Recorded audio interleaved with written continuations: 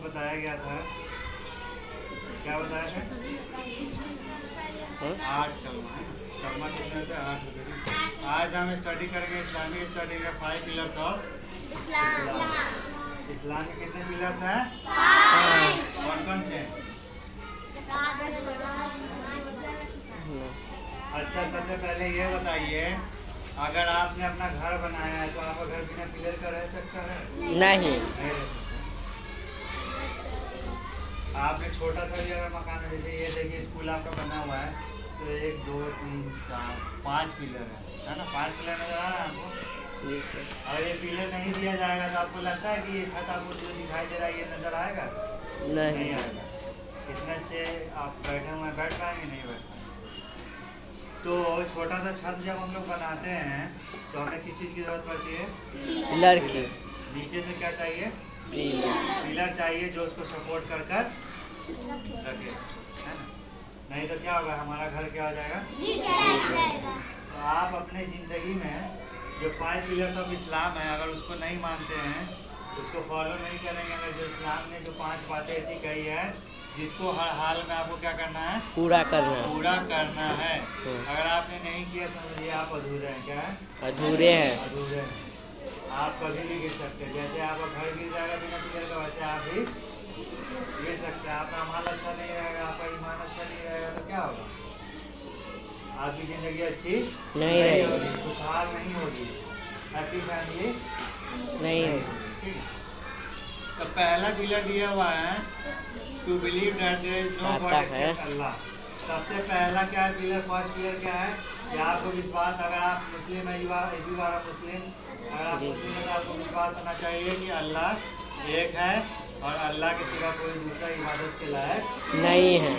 आप विश्वास है ना आपको? इस पर अल्लाह एक है और उसके सिवा कोई इबादत के नहीं है लायक, और हुजूर सल्लल्लाहु अलैहि वसल्लम अल्लाह के रसूल है। बात मानते हैं नहीं आप? तो ये पहला पिलर है। ठीक है, इसको मानना ही पड़ेगा किसी भी मुस्लिम को। अगर वो नहीं मानता है वो मुसलमान नहीं है कि अल्लाह सबसे, अल्लाह ही इबादत के लायक है और कोई दूसरा उनके इबादत के लायक नहीं है, और हुजूर सल्लल्लाहु अलैहि वसल्लम अल्लाह के, ठीक है, अल्लाह के मैसेंजर है।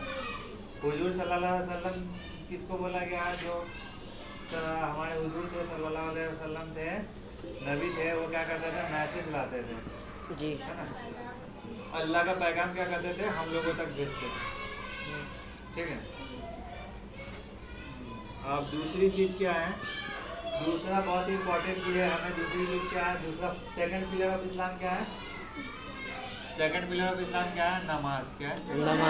नमाज अगर आप बालिग हो जाते हैं, 12 साल के हो जाते हैं, तो आपको नमाज हर हाल में पढ़ना पड़ेगा। या आपको नमाज पढ़ने आए या नहीं आए, अगर नहीं आता है तो आप जैसे उठ बैठ कर सकते हैं, अल्लाहू अकबर, अल्हम्दुलिल्लाह, जो भी आपको अल्लाह का नाम याद है, थोड़ा बहुत तो सबको याद रहता है, वही पढ़ सकते हैं।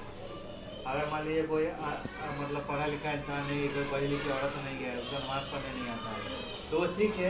पहले तो ये है कि आप सीखिए, कोई सिखाने वाला नहीं है तो आप खुद से जैसे आपको आता है वैसे पढ़िए। उसमें अल्लाह का जो नाम हो सकता है वो लीजिए। ज़रूरी नहीं है कि जैसा नमाज का तरीका हो, लेकिन जो नमाज का तरीका उसको उसी तरह से पढ़ेंगे तो ज़्यादा बेहतर होगा, अच्छा होगा। तो दूसरा क्या है? नमाज। कौन बच्चा नमाज पढ़ता है? मैं तो खुद नहीं पढ़ता हूँ, तो आप लोग क्या ठीक है, पढ़ते हैं।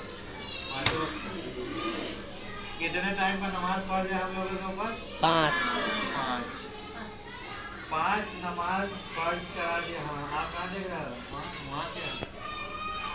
5 नमाज फर्ज करार दिया गया, इसको हर हाल में आपको पढ़ना। अगर आपकी तबियत भी खराब है तो आपको पढ़ना पड़ेगा।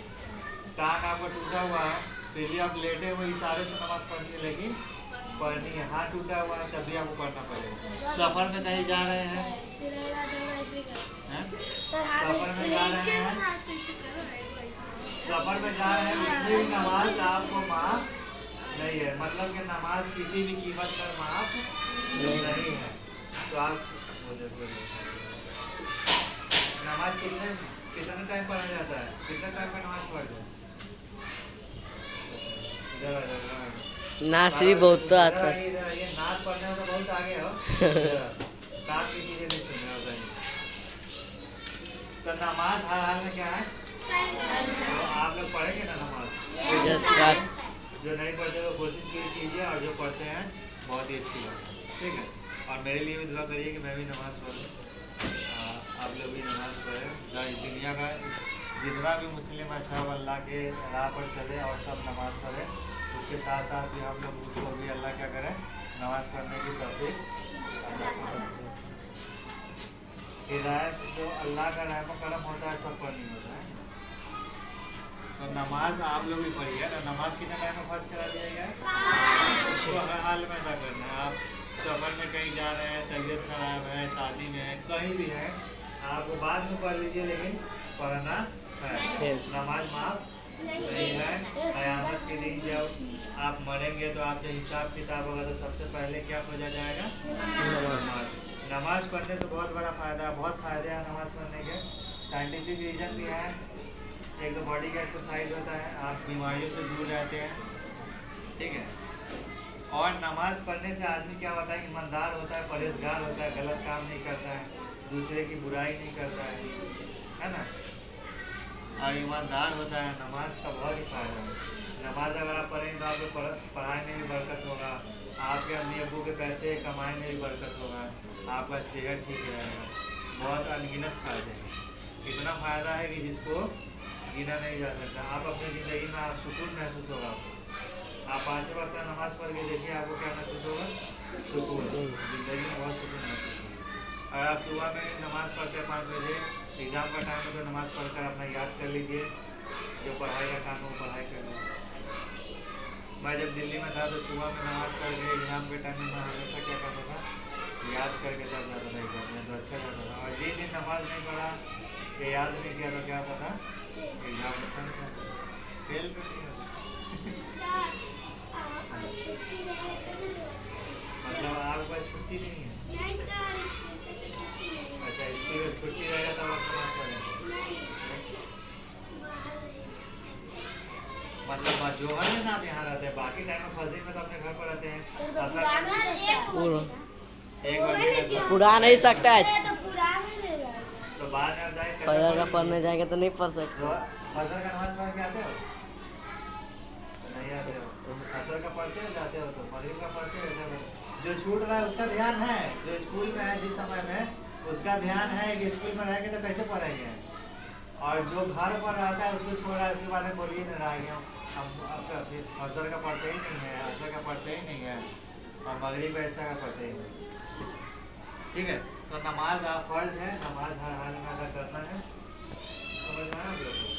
पढ़ेंगे ना नमाज, और नमाज पढ़िएगा तो मेरे लिए दुआ कीजिएगा कि रियाज सर्विस समाजी हो जाए, है ना, और अपने लिए दुआ कीजिएगा। और दुआ करने से पहले अपने से पहले दूसरे के लिए दुआ कीजिए, दूसरे मुस्लिम के लिए, ठीक है। दुआ करने का सबसे सही तरीका क्या है कि पहले दूसरे के लिए दुआ कीजिए, उसके बाद अपने लिए कीजिए, तो दुआ जल्दी कबूल है, ठीक है। ये नमाज हो गया। सेकंड पिलर समझ में आया आपको? थर्ड पिलर क्या है? देखिए, टैक्स मतलब ज़कात देना जरूरी है। क्या है? ज़कात, ठीक है। ज़कात भी देना बहुत ही ज़्यादा ज़रूरी है। ज़कात का मतलब है कि कोई गरीब अगर आपके पास आ जाता है, आपके पास पैसा है, तो आप उसमें से जो है आप देना चाहते हैं दीजिए, लेकिन दीजिए ज़रूर। या उसको बुरे तरीके से बोलिए नहीं, चिल्लाइए नहीं, है ना, उसको गलत तरीके से नहीं बोला। आपको देने का मना दीजिए, अगर आपके पास नहीं है तो आप मना कर दीजिए, मेरे पास नहीं, आप चले जाइए, फिर कभी आइएगा तो आपको मैं दे दूँगा। अगर आपके पास 1 रुपया है तो कोशिश कीजिए 8 आना 4 आना उसको जरूर दे। आप लोग देखते हैं ना, जब भी मेरे पास कोई आता है तो मैं देता हूँ ना पैसा। जी सर। कभी किसी को बुरे तरह से बात नहीं करता हूँ। तो ज़कात भी जरूरी। ज़कात देने से क्या होता है कि आपका जो पैसा होता है ना, जो पैसा आपने कमाया है उसमें जो भी मतलब कोई ऊंच नीच हो जाता है या सही तरीके से पैसा नहीं कमाया जाता है, तो पैसा क्या होता है? साफ हो जाता है। एक तरह से समझिए हमारा टैक्स है, जैसे सरकार को टैक्स देते हैं वैसे इस्लाम में अपने कमाई ऊपर रखा है गरीबों को, जरूरतमंदों को, लंगड़ों को, अंधों को, है ना, ताकि वो अपनी ज़रूरतें पूरी कर सके, है ना। क्योंकि अल्लाह जिसके पास अल्लाह जिसको देगा वही ना दूसरे को देगा। जिस पास होगा ही, जिस होगा ही नहीं, जिस पास नहीं रहेगा वो कहाँ से देगा? तो थर्ड पिलर क्या हो गया? ज़कात। फर्स्ट पिलर क्या है? फर्स्ट पिलर क्या है? नमाज। नहीं, फर्स्ट पिलर ये है कि आप ईमान लाइए कि अल्लाह एक है, अल्लाह के सिवा कोई दूसरी इबादत के लायक नहीं, और सल्लल्लाहु अलैहि वसल्लम अल्लाह के रसूल है। सेकंड पिलर है आपका नमाज, और थर्ड पिलर है आपका फोर्थ पिलर क्या है? रोज़ा। क्या है? रोज़ा। रमजान में रोज़ा आप लोग रखते हैं ना?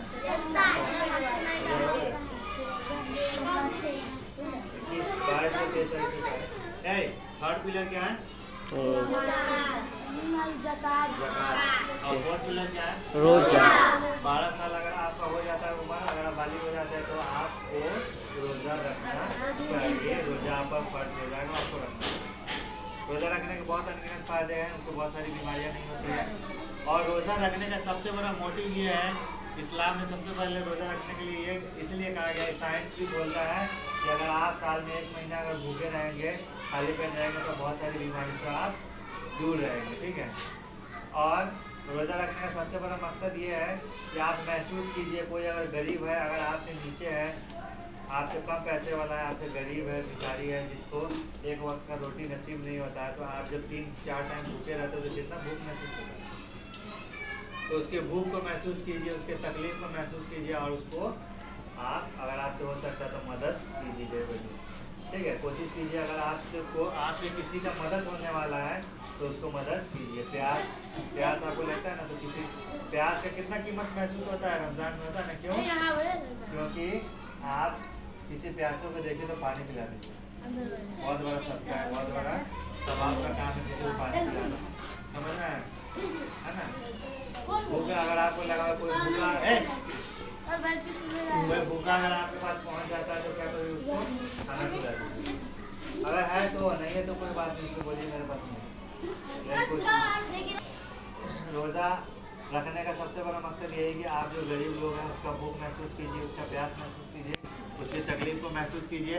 और अगर आप उस काबिल हैं कि उसकी मदद कर सकते हैं, पैसे से, कपड़े से, खाने से, किसी भी चीज़ से, तो उसकी मदद जरूर कीजिए। रोज़ा रखने का बहुत सवाब है, रोज़ा भी फर्ज है। फर्ज कीजिए कि क्या फर्ज चीज़ों का क्या होगा? खोज होगा क़यामत के दिन। समझिए आप क़यामत की रोज़ा रखती हो? नहीं रखती हो? पेटी मार लो, खाने से रोज़ा रखना बाबू। ठीक है, 3 रखती हो, 3 पूरा रोज़ा। कोई सोचता है कि एक रोज़ पहला रोज़ा रख लेंगे, 30वां रोज़ा रख लेंगे तो मेरा पूरा रोज़ा होगा। आरी बोला कुछ हमें को पहला रोजा रहे, बीच वाला रहे, लास्ट वाला आपकी रहे। तबीयत खराब है तो आप रोज़ा छोड़ सकते हैं, लेकिन बाद में उसको पूरा करना पड़ेगा। जब वो और वाला 5 पिलर्स, लास्ट पिलर हमारा क्या है? आपको हज करना चाहिए। अगर आपके पास उतना पैसा अल्लाह ने दिया है, जितना पैसा हज करने में अभी लग रहा है, उतना पैसा आपके पास है, तो आपको हज करना पड़ेगा। हज फर्ज हो जाएगा। अगर उतना पैसा नहीं है तो हज फर्ज नहीं होगा। हज कहाँ जाते हैं करने के लिए? मक्का और मदीना। हाँ, तो चलिए 5 पिलर्स ऑफ इस्लाम बताइए, आइए सर।